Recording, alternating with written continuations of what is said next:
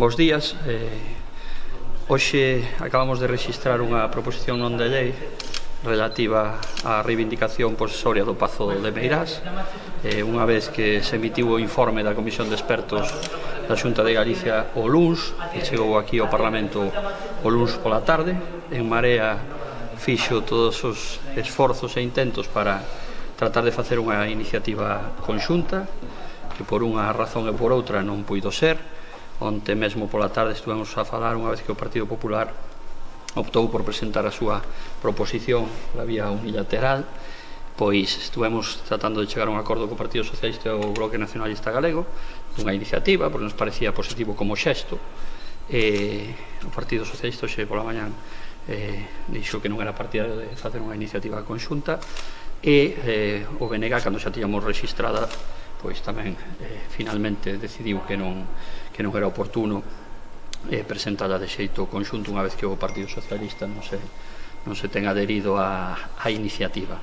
Ben, pero era simplemente un intento xestual de responder ás demandas dos colectivos da sociedade civil que levan moitos anos traballando por recuperar o Pazo de Meirás para memoria histórica democrática e para desaloxar os Franco de ali como un exemplo da vergoña, non? De que manteñen aínda privilexios, e esa sociedade civil, os colectivos, demandan unha acción conxunta que creemos que aínda pode ser posible. Era simplemente valorar ese xesto de unidade na demanda, pero aínda así confiamos en que o acordo finalmente sexa unánime. Creo que sería positivo, pero bueno, presentamos unha nosa iniciativa que creemos que aporta outras cuestións diferentes que a que aporta o Partido Popular. Nos, ademais de reivindicar que o Estado, instar o Estado a que inicie a vía civil para a recuperación do Pazo de Meirás, pois nos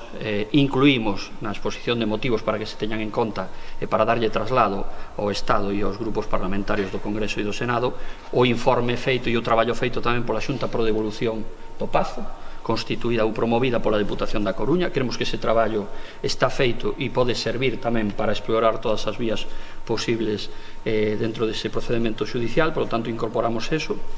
cuestión que non fai a iniciativa do PP. Creemos que non se pode botar por terra ese traballo, e despois tamén instamos á Xunta de Galicia a que se incorpore ao procedimento judicial no momento procesual oportuno. É dicir, a Xunta de Galicia no seu momento ten que facer parte desa mesma demanda, aínda que o Estado sexa quen a teña que iniciar, e iso tampouco consta na petición da Xunta de Galicia. Así como tamén creemos que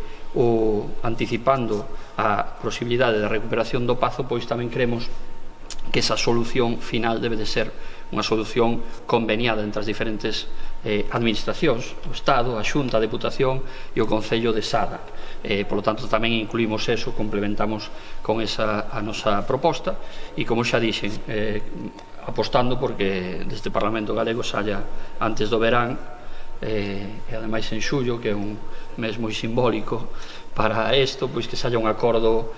unánime para pedirlle, sobre todo ao Goberno do Estado,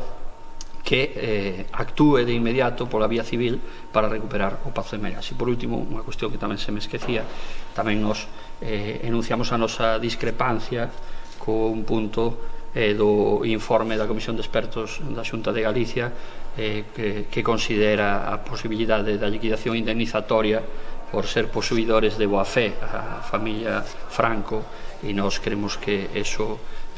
non é así.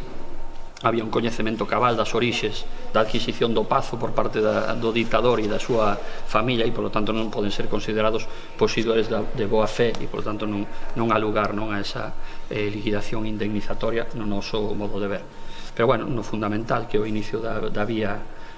loita pola vía civil da recuperación do Pazo, pois creemos que estaremos de acordo, e agardamos que aí prime o interés xeral común que temos sobre outro tipo de cuestións. Os nosos esforzos foron de cara a que se visualizase ese acordo que demanda a sociedade galega. Non puido ser neste caso, pero o máis importante está por vir. Gracias.